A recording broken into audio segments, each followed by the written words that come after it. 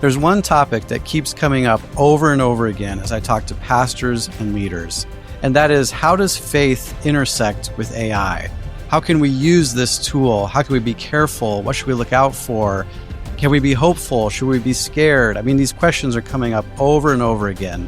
So in today's podcast, we're going to jump in, talk about it, and hopefully you get some tips and tricks, some ways to be cautious, some ways to be hopeful.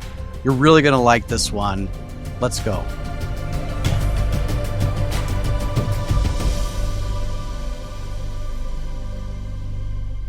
Welcome back. We're here. This is the Passing the Pulpit podcast. That's a mouthful. Passing the Pulpit podcast. Should have thought about that when. But us pastors, we like alliteration, right? So today I'm meeting with Kai Blakeborough. I was told that Kai is the man to talk to about AI. So I thought, well, then we got to have him on. And today, Kai and I are going to be talking about the intersection of faith and AI, which is something I know has come up a ton for me recently. But Kai, before we get too deep in the weeds, we'd love to hear just a little bit about who you are, where you are, what you're doing, any ministry experience you'd like to share with us. And then of course, like the big question I'm sure people could have is, why are we talking about AI? What's going on? So whatever you want to share is free form for you, my friend. Yeah. Thank you, Matt. It's an honor to be here and to have this conversation with you. And as I look back on my whole journey through life and through ministry, it's kind of one of those stories where it feels like God takes every unique part of your chapter and uses it to prepare you for the next thing that he has for you in life. So back in the day, I went to Manhattan Christian College and I was a preaching major.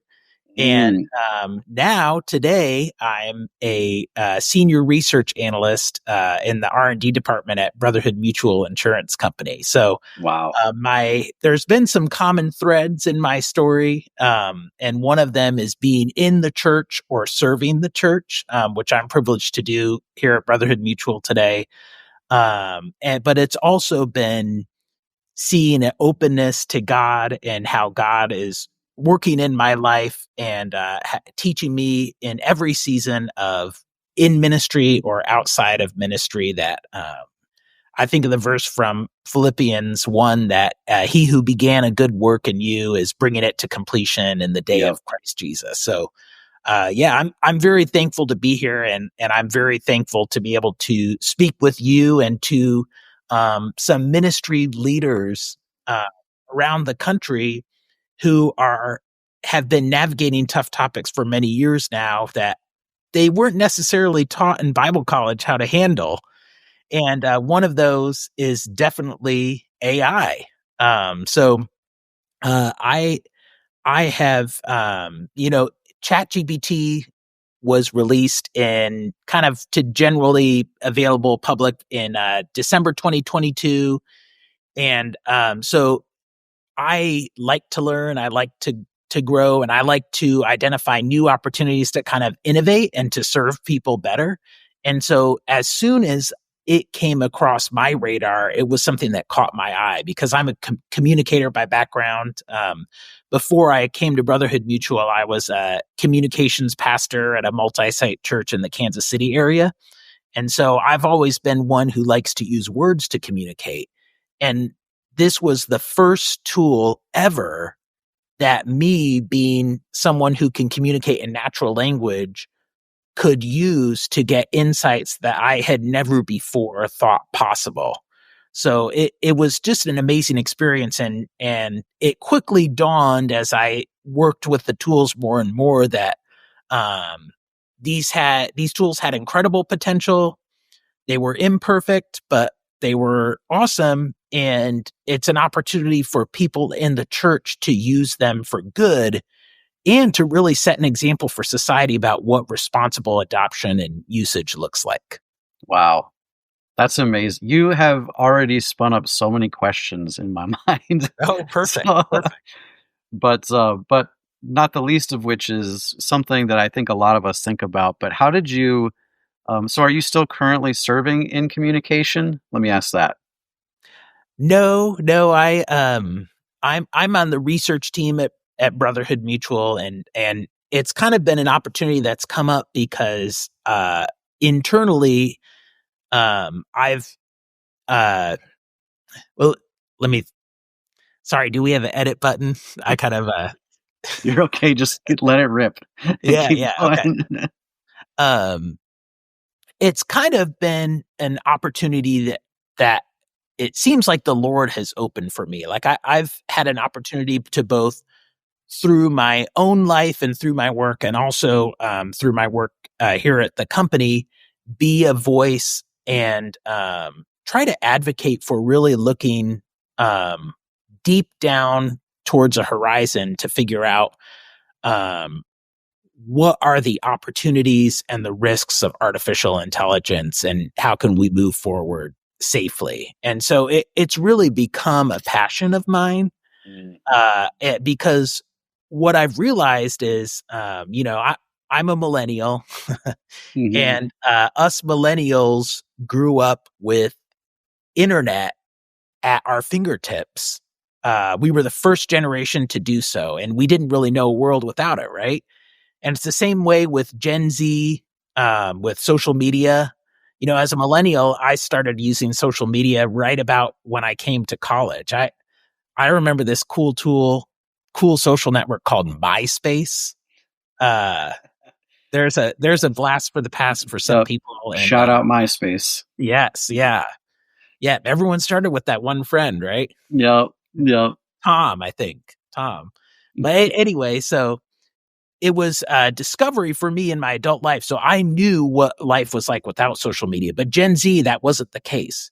They grew up with their parents on their phones. They grew up where social media was just part of the fabric of life. And when we look into Gen Alpha and the generation to follow, how I experience the internet and Gen Z experience social media is going to be the exact same for them, right? Once they become adults, they will have never known a world without generative AI. Yep. And that's really profound to think about. And it kind of underscores the opportunity of the time that we live in. Like, as church leaders, are we going to model a method of using AI that's going to positively shape how the next generation experiences the world? Because for them, generative AI is going to be enmeshed in every aspect of their life by the time they become adults. So, like, how are we going to use our efforts, our words, our voices, our leadership to make sure that we're shaping a society that uses AI to enhance the lives of the people who will come after us? That's such a good question. Yeah. Do you, it sounds like you've thought a lot about this. So I'm curious from your perspective for people listening who this might, well, this is an insightful question, maybe for any of us, but what would you say AI is? Like, if you could keep it simple when you're talking to people about different things you do or thoughts you've had, how do you consolidate AI for someone who maybe doesn't fully understand what it is or what it does? I think if I were to describe AI to someone who is not really a technically inclined, the core concept to understand of what generative AI is it's predictive. And it's really the first predictive technology that we've had at our fingertips. And obviously the opposite of predictive is logical or deterministic, and something where, like, well, we know that if A and B, then C, and we can program that in. Ultimately, generative AI as its core is it's predicting the right word and the right syllable to say again and again and again according to the input that you put into it. So that yields two very important conclusions. One is that you can't predict something and be 100% certain that you're correct. Could be like 99.9%, but it's not going to be 100%. So there's always going to be a battle with infallibility Yeah. when it comes to AI, to use a Bible term. Yeah, there And you go.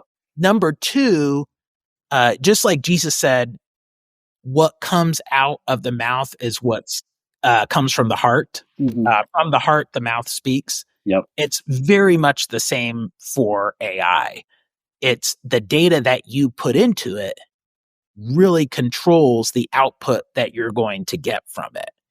And so when what that means for when you're using like publicly available tools just off the shelf, like a Chat GPT, Google Gemini, Claude, whatever, like it's trained on these vast data sets that have more words in them than any one human could read really in their lifetime.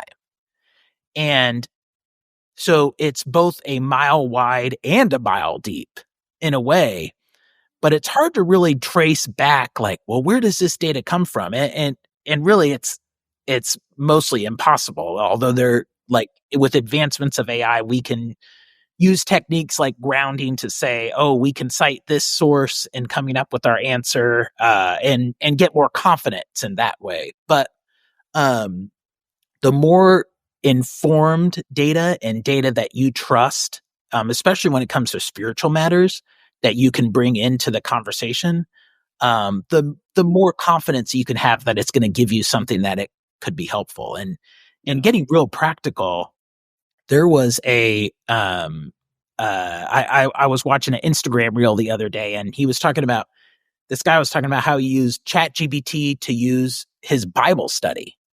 And that was fascinating for me. Like, yeah, it's accessible. Yeah, it's personalized, but you don't really know what data it's pulling from to support the insight that it's given.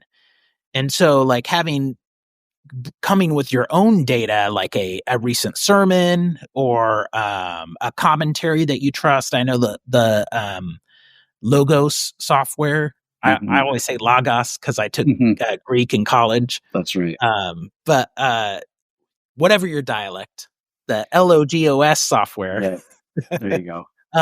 Has kind of taken that approach to maybe getting some AI insights to where, well, you pick your resources and it'll give a retrieval response based on what you bring in. That's a lot more reliable than just kind of throwing caution to the wind and let's do generative AI responses without any fine tuning at all. Right. That's a great point. And let me ask you this. So from your perspective, again, this is kind of a historical question. Yeah. But for someone, again, who's just trying to wrap their head around things, so what's the difference between the machine learning, if you want to call it that I'm using when I use a Google search engine? So I type into Google, let's pick a Bible verse. I type into Google, what does it mean when Jesus says be salt and light? So I type that into Google. So there's bots and machine learning and AI in that function. So what's the difference between that and going to ChatGPT and asking the same exact question? I think generative AI just kind of takes it to the next level. It's kind of like the next dimension on top of machine learning, to where there might be specific patterns that an algorithm is trained on with machine learning, but it goes much deeper and it's really difficult to actually. I think traceability is a big issue when it comes to generative AI, and an important principle to understand, because it's not easy to be able to go back and to say, oh, well, it found this word from here and this word from here, like that. That's not really how it works. So the more of that generative and the transformer models that you bring into it, the less traceability that you have, unless the people who develop those products kind of develop some other things to help you be able to do that. Yep.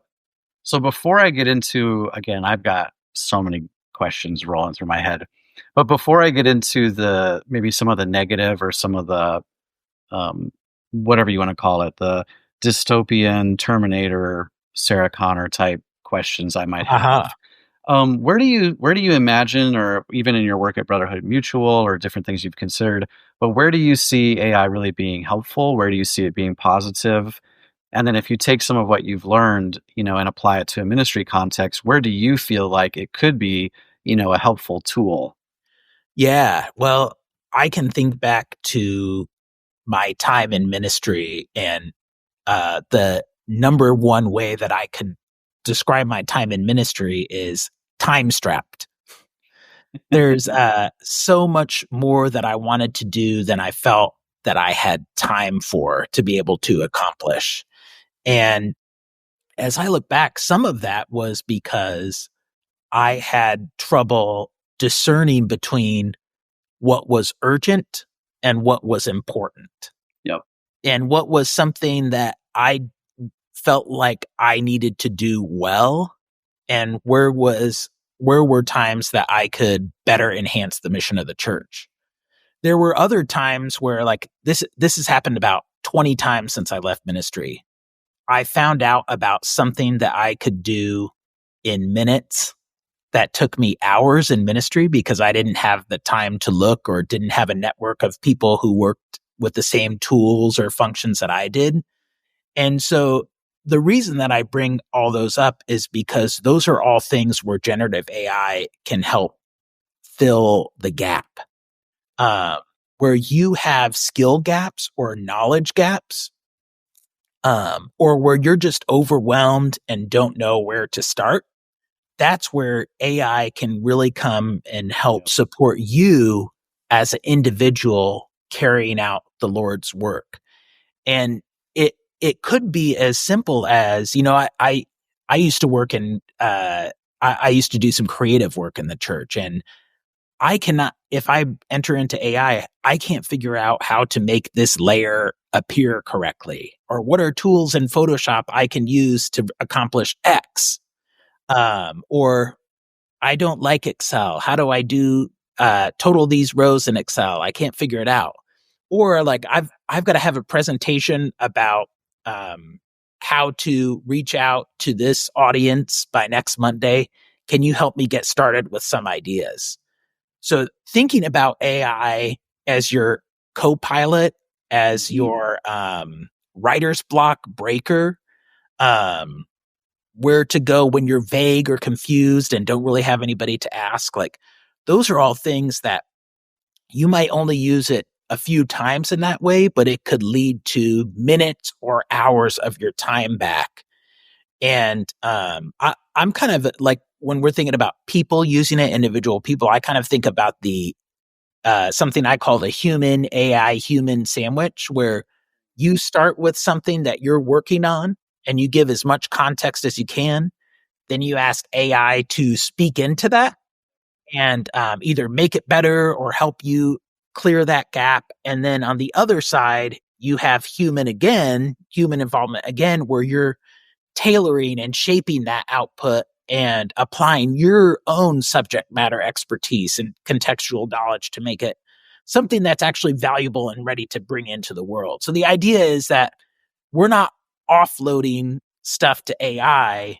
We're using AI to make ourselves bring even more value into the roles and the calling that God has for us. Does that make sense? Yeah. What you said, I think I need to highlight a couple things.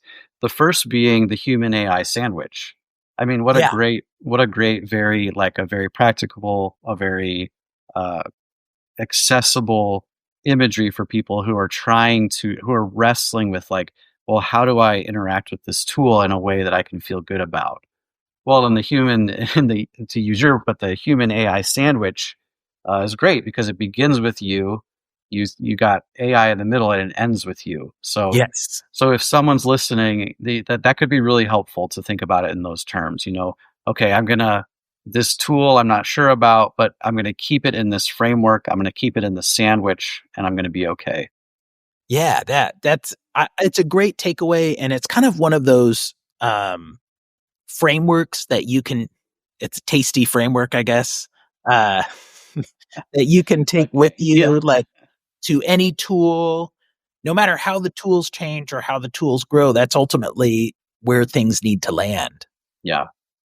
I like that. And then the other thing I wanted to grab, which you hit on, which I think is so important, and I hear this all the time, is you mentioned being time strapped, but then you said something really insightful, which was when you looked back, you recognized that you didn't even have the time to go look for the tool that would then help you save more time. So Yes. I want to highlight that, because I want to draw that out for people again who might be listening, who, if, I mean, maybe it's idealistic to even think that people have enough time to listen to an extra podcast. But if you do and you're listening, I would really highlight what Kai is saying here, and I would agree that one of the biggest problems that we face in ministry is the velocity of ministry, and we go Yes. too fast, we're doing too much.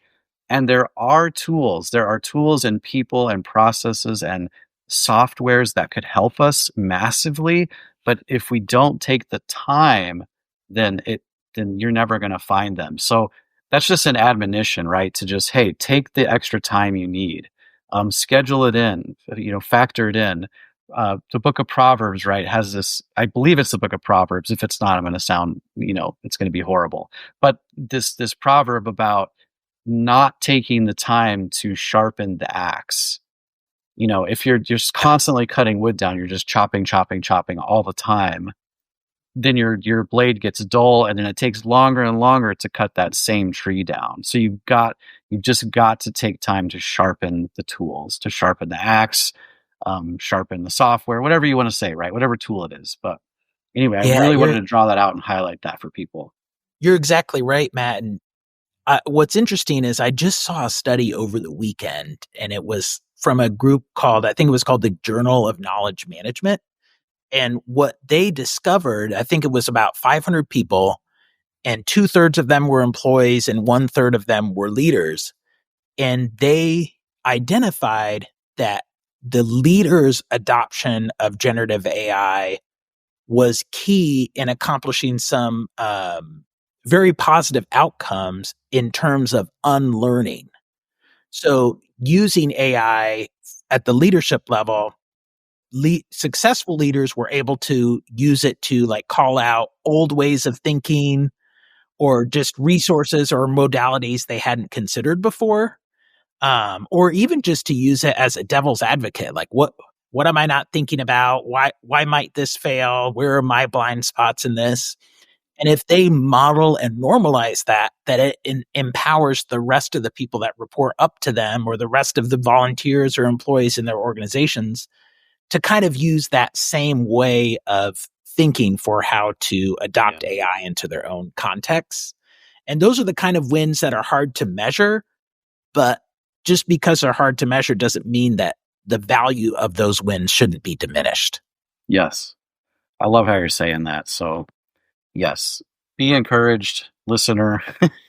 Like, you can do it. You can do it. So I want to transition now to the, I don't want to call it the dark side of AI, but it kind of is, right? The darker side of these applications and these tools. And want to kind of visit with you. You seem, from what I know of you, you're a thoughtful guy. You've thought about these things. You've talked to people about them. So where has your mind gone when you consider the negative side of AI and the negative side of these tools?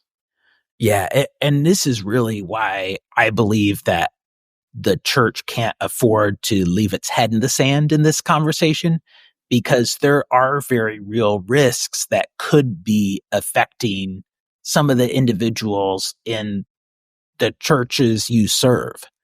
And I especially in the teens that we serve and the young people that we serve, a couple things to keep in mind. We talked about the data earlier and how important it is to bring data into the conversation that you trust. Going deeper or in addition to that, I would talk about the manner of which AI interacts towards you. And there have been some really well publicized issues with AI kind of being an enabler. I think the big model developers are continuing to try to work on this, but AI is kind of biased. Like I'm not so concerned about whether AI is biased towards the left or to the right. What I'm really concerned about is that AI is biased towards pleasing you. And no matter where you are on a certain issue or a certain position or a certain area that you're working on, AI is kind of there to make you happy. And if you're really off base, it's going to tell you in a really delicate way, but it could very well enable you or encourage you down a path that actually isn't wise to go down on. And so it can be encouraging to get that validating type of feedback you get from AI, but you also need to really be strategic about the manner of your interactions and the type of questions that you're asking so that you don't end up with a robotic yes man. Yeah. So that's one thing. And then the other thing that just makes me worried from a spiritual perspective is the tendency of some people to like to personify AI. And so, it's not just chatting with the computer system, like it's going to chat with fake Taylor Swift or this character or that character, or like, this is your AI employee friend. Mm-hmm. And I don't really buy into any of that for obvious reasons, because AI doesn't have a soul, right? AI is not created in the image of God. AI is a creation of man. Yeah. And we should not personify things that are just computer systems. Now, it's okay. I think it's okay to say like, pretend like you're a business founder and rate my grant application or something like that. Like it's okay to kind of bring those roles into the conversation, but anything, and this is especially for young people, that positions AI as like your friend, your confidant. Yeah. And that this has led to negative mental health outcomes. And so we really at the church level and the pastoral level need to understand that risk and be able to provide that North Star that Scripture offers us about what it means to be human and what it means to live in community. There you go. Yep. Yeah, because earlier at the very beginning of our conversation, you had talked about I don't know you said it this exact way, but what I heard you saying was kind of the origin point of something. Like, where is it coming from? Where does this thing originate? And you're right, with AI, with any robot, it originates with, a human designer or a piece of code or software. Yeah. And so to allow it to speak into some of these places is just, you gotta be really, really careful to the points of what you're saying. And that kind of brings up, I think isn't that so much of the rub that people are having with this technology is like, well, if I can't trust where it's coming from, then how can I trust any of its output, period? And how can I, in good faith, even treating it like a quote unquote, like a research assistant, how can I even really have faith that, if I don't understand the origin, if I don't understand the point from which it's coming from, and you already said it doesn't have a soul, so I know that it's not coming from a quote unquote from a redeemed worldview. Yeah. Then again, it's like, well, then what am I doing with it, and what how can I morally and ethically keep interacting with this thing that, again, just to be super blunt about it, we've already got tens of hundreds of hours of movies made that show us, this is how this ends. This doesn't end well. I already, referenced Terminator. So yeah, you go like, how can I even participate with this thing? So I don't know if you've thought about it in those stark of terms. I'm sure you have, but how do you think through that, and what would be kind of your take on that? I think coming from a place of grounding for yourself is so important, because ultimately, AI tools don't change our mission. AI tools don't change our calling, and not even that, they're amoral in themselves. Like it's just a series of series of numbers and fancy math that comes up with an outcome that's predicted to be what you need to see or hear. And so when we come with those realities at the table, I think it helps us reframe that, like, this is a tool. it should not be ignored. It should also not be overstated or overhyped. Like, this is a tool that no generation has had access to before that I can use to help myself grow. And I can use to connect myself to knowledge, and I can use to process things. But I have control of the tool. I have control of how I'm going to use it. And I'm going to process all of these interactions through the framework that God has given me with which to view the world. Yeah. And I'm not too concerned about kind of the doom and gloom side of AI, just because I think we're, from an AI development standpoint, we're years away from AI systems being able to learn for themselves or function on their own or become truly autonomous. There's just so many more innovations that are needed to get to that point. But even if there was, even if there was an all-powerful AI, like, so what? We're still called to live out our faith. We're still called to be witnesses and make disciples, and our calling doesn't change. So, like, let's take this amoral technology and use it for good, and figure out how we can use it to draw ourselves and draw others closer to the Lord. Right. Yeah, I've often thought, even, to the point of what you just said, this for me kind of highlights how I try to use social media. Even is like, it's for a lot of intents and purposes, like, I don't really like, I think there's been enough research to show how bad it's been for, society, how bad it's been for young men and women. I have kids. It's been bad for them. So I don't really want to participate with it. But if I'm going to, then I want to be using it for something positive. Use it for work, use it for income, use it for encouragement. So instead of just it becoming a, I guess I don't even know how to say it, but instead of it just becoming a consumptive thing that I'm trying to satiate myself with, I'm trying to use it more as a tool or an avenue through which, something positive could happen. So that's what I hear you saying about AI too, right? Yeah. Like, something positive. So that's kind of a good segue to, like, as someone who's in the space, as we think about faith, truly intersecting with AI, because you made a great point. There's a lot that still has to be done, but kind of implicit in that thought is the reality that we are going to continue developing the tool. So what I'm trying to say is, we're not going to stop developing the tool. We're going to keep growing it. We're going to keep making it better.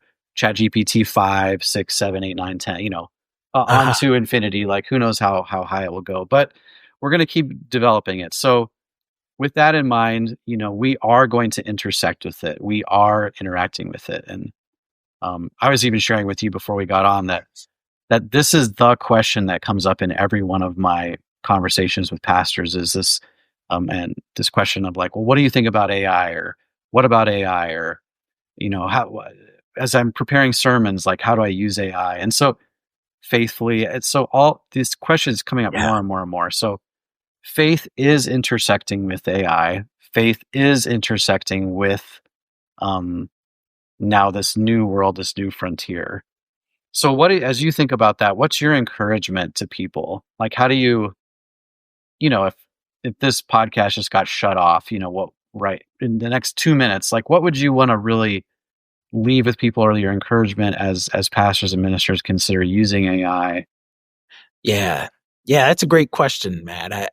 I would say the thing that I come back to is that AI is made in man's image, and man is made in God's image. And we have to keep that hierarchy in mind, because it puts us as the steward and the responsibility, gives us the onus of responsibility for how we're going to use this tool for good. And as we watch AI to get more integrated into different aspects of society, there's going to be temptations for people to say, oh, just let AI make the decision for me.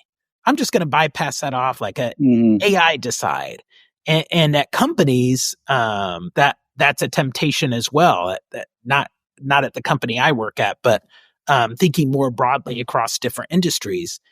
And as AI becomes more smarter, it's important to keep that in mind. Like there's no universe in which we should be serving or going to AI to make the final decision. Like, we are stewards of the earth. God's given us that responsibility, and that includes stewarding this technology well and using it to help humans flourish and not the other way around, right? So I think that would be one thing. And the other thing would just be how critical it is to teach our congregations AI literacy. Like I think back to Pilate's interaction with Jesus on the morning Jesus was crucified, and he was looking at truth right in the face, and he asked the question, what is truth? And there's just a level of disorientation to that I think all people are going to experience. And teaching people to really become literate in how to use AI responsibly, but also spot times when other people are misusing it, so that they can help guide people back towards what is true and what is real. It's going to be really important. And I think wrapping that in a theology of how do we use AI in a God-honoring way is going to be important. And it doesn't mean you have to write a book about it, but it does mean like we've got to arm our people with ways to not be led astray by fakes and to use it for good and to advance our mission for the Lord. Yeah. What do you think scares pastors or leaders from talking about it? Like you said, we need to be talking about it. So what do you think is the fear there in bringing it up? If I were to speculate, I think it's not feeling like there's enough subject matter expertise to lead the conversation. Just like I would be nervous to talk about brain surgery. Yeah. Or, maybe a more practical analogy would be like mental illness.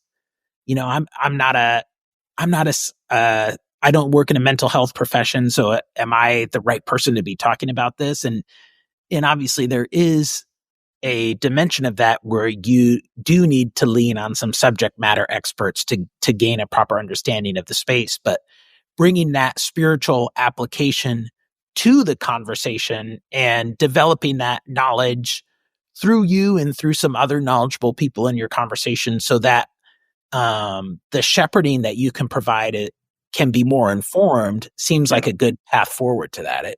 Does that make sense to you? Yeah, I think so. I think I kind of have an attitude. Yes, I like what you're saying, and then I would add an addition is like, I think it's so important that we set the table for these things to happen. Oh, sure. That I make space for it to happen, that I schedule the forum or the luncheon or record a podcast or make a video or even write a blog post and send it out to the church. Like, I think it's important to enter into it and to tackle it. So to not be silent, I guess, is how I would say it, right?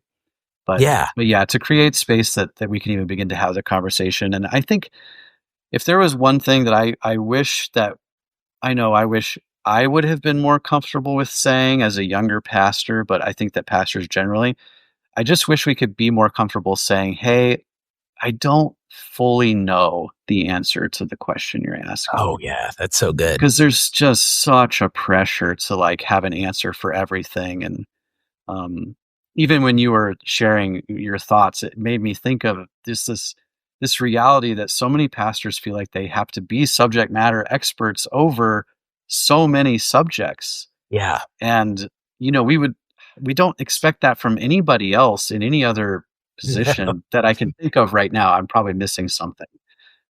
But just, this unbelievable pressure to have an understanding and knowledge, and not just a cursory flyby understanding, but like a robust understanding of things that take years to learn about. And so I would hope that, leaders could feel some freedom to just say like, hey, I just don't fully understand it, but I don't I don't want to shy away from it just because I don't fully understand it. So Yeah, let's have a that's lunch and just talk so about it. true. Like, Yeah.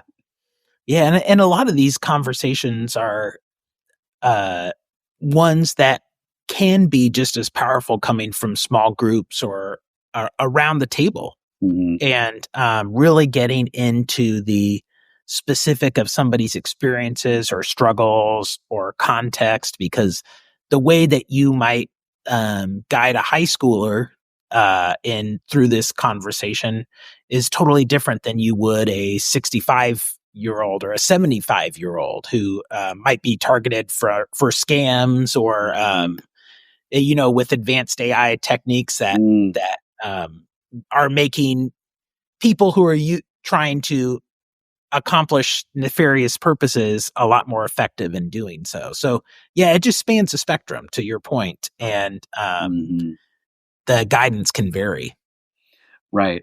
Yeah, the guidance can vary, and again, we need to be able to talk about hard things and not feel Yeah, so much fear about, what we're gonna miss, or again, like you said, you already said it, but I'm not a subject matter expert in everything, and I don't need to be. God never asked me to be. And yeah, but as a pastor, as a leader, I feel like there is some responsibility to help lead people through these things and guide, make, again, like I said, make spaces for these things to happen. So yeah, do you have a, switching gears a little bit, but are you able to articulate, or can you pinpoint, if you were to say, this is my biggest concern with AI, what would it be? oh, that's a great question. If I so summing it up into one thing, I'm honestly concerned about the fear. Mm, Um, and that might sound like a strange thing to say. I I truly believe that there's a lot of good that can come at an individual level from finding the right tools to begin using. And I think that there's a lot of fear, both maybe from an existential, but also a practical side from moving forward. And there's a lot of fears about getting answers that you can't trust, or what's this going to mean for our society, or I don't want to learn a technology and I don't know how to do this and I don't want to try. Like all those objections or hesitancies are across the board. But I think truly, if you go into it with an attitude of doing everything for the glory of God, mm, try 3 interactions, 5 interactions, 10 interactions, turn to it when you're stuck. And you've got that spiritual framework with which to approach these tools, you're going to find like a return on value in your own life in ways that might surprise you. yeah. And some bad interactions will happen. It's not always going to get it right, and there might be some ways. Well, maybe you just need to try it in a different area, but really not letting that fear be in a stopping point towards something that could be a catalyst for you getting more fruit in your life. I wouldn't want that to hold anybody back. Yeah. I love that you just said that. Yeah. Man, we need to do there's a whole nother podcast about how fear holds us back, right? But Yes, that, yes, that speaks into this digital world that we live in, is just stoking fear in people, is stoking the embers of yes, fear. And, we turn on this, that, or the other media outlet, and then we see these snippets of people terrified about AI, or how it's going to do this and do that, and it's going to, suck our souls. And yeah, like you said, Jesus is the Lord over all of it, man. I mean, yeah. we gotta remember that. So would you, as we kind of, I guess, come to the end here and wrap up, maybe we could play a fun, not a game, but, so I'll go first so that you have a minute to think about it. Okay. But what I want to do with you is, share with me a creative way that you've recently used AI that you think like, this is a good way to use AI, or that you saw someone else. I'm going to share a story. My wife, like so many people, has 10 million things to do every day. So one of the things that she uses AI for that I think is just genius is she'll type in kind of a list of different things she has to do during the day. I got to do this, I got to do this, I got to do this. So type it all in and she'll say, here's what I have to do. Here's the time I have within which to do it. Now I want you to prioritize tasks as much as you can, but I want you to give me a step-by-step schedule for the next 3 hours, 2 hours, 6 hours, whatever time space you have.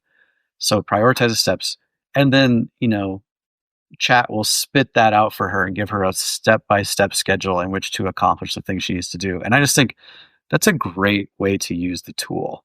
Oh, it very much like so. Such a good way. And especially if you're someone who gets, overwhelmed, you're overwhelmed with the different things you have to do or the tasks you have to do. Time boxing can help a lot. But then what if you go, well, I don't even know how to get started doing that. So I think that's a great way to use it. So if you're listening, if you've listened this far and you're listening, and that could be a really healthy way to use this type of tool to have it schedule out, a complicated day or an intense day for you, give you a step-by-step, hour-by-hour schedule, and then all you have to do is print it out and follow it. Beautiful. Yeah, I love that. That's so practical. Yep.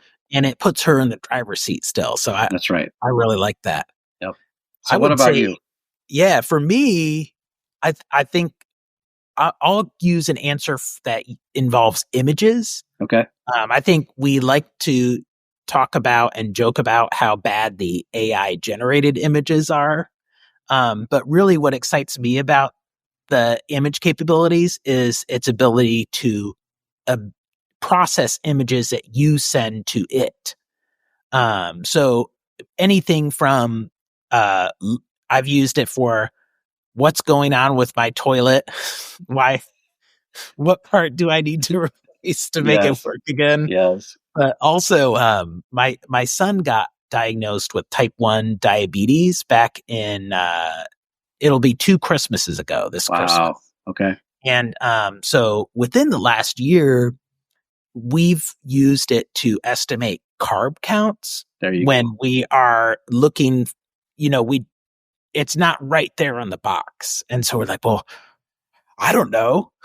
Mm-hmm. So what it does is it does a great job of saying, oh, it's got this much food. It's about this much of this. And you're in a ballpark of 45 to 50 carbs. And so that's huge. That's enough of an estimate that we need to be able to help manage his glucose level. Yep. And so that's been a huge game changer. And I really encourage people to just upload images and start asking questions about them because it can go a long way. That's right. Actually, you just reminded me, that's genius. And you just reminded me of how powerful that is. I recently I was doing something and I needed a bio like really quick. So I fed my entire resume into chat and I said, hey, I need a 3-paragraph bio based upon my work experience. Spit one out immediately. Perfect. And, so it's things like that, right? Where it's like, this task was just condensed down to by minutes, maybe hours. What a beautiful thing. So I think with the time saving aspect of the technology, one of the things that I often think about and wonder about is like, it's just so funny because it is saving us a lot of time, but then we have this perpetual problem with like, we just fill the open space back up again with more stuff to do. So I do feel like there's a very human problem we have with just filling in these empty spaces. Mm-hmm. So I think it's great to recognize and talk about how much time it can save, but it has to be coupled with just a severe intentionality to guard that new space, Oh yeah, I totally agree. And to be transparent, Matt, like one of the things that led me to look for a role that was outside of ministry was because I was burnt out. Mm-hmm. And it took me literally 2 years after I left ministry, a role in the local church, to realize how much of that I had put on myself. Right. Like in the time, I was thinking, oh, they want me to do this, and oh, they want me to do that, and if I don't do this, I'm going to fail. And I realized like that was about 5% them and 95% my own expectations. Mm. And nobody was asking me to burn out. Nobody wanted that for me. And I just think I'm so glad you mentioned that, because I know there's leaders out there who are, maybe they're Enneagram 3s and they just strive to achieve as much as possible. I'm a 3-wing. And there's a reality check here with, maybe these tools can help you bring a little bit more balance to your life. Yep. And maybe they can help you leave on time. Yeah. And maybe they can help you spend more time investing in people, and that's just as valuable as desk time. So I love that, Matt, and I hope that challenges some people to really apply this in a healthy way and not just to feed a performance-driven faith. Right. Amen. That's a great note to end on. Yeah. A great note to end on. And I hope, as people have questions, they ask I guess there's got to be a comment section for these conversations. So I hope they ask, but I hope that people do just, take a chance, have a conversation. Yeah. And just ask people, what do you think about it? How have you used it? Oh, you hate it. Tell me why, So stuff like that. But Kai, it's been a real pleasure. Really appreciate your thoughts and the work you're doing. And yeah, man, just glad to talk to you and hear your thoughts. Yeah. Thanks for the opportunity, Matt. And for everyone listening, I pray God's blessings on your life and your ministry as you lead through these crazy times. Amen. I agree. Thanks for listening. If you've enjoyed this episode, don't forget to subscribe, leave a review, and share it with another pastor or ministry leader who you think might benefit from this conversation. And if you're looking for more tools and resources to help you preach and lead with confidence, be sure to check out sermoncentral.com/podcast. Sermon Central is the largest online resource hub for pastors and ministry leaders. From illustrations to outlines to media, you'll find everything you need to preach and lead effectively. So check out sermoncentral.com/podcast, where you'll even find a special podcast listener discount on our membership pricing. Check it out and stay tuned for our next episode.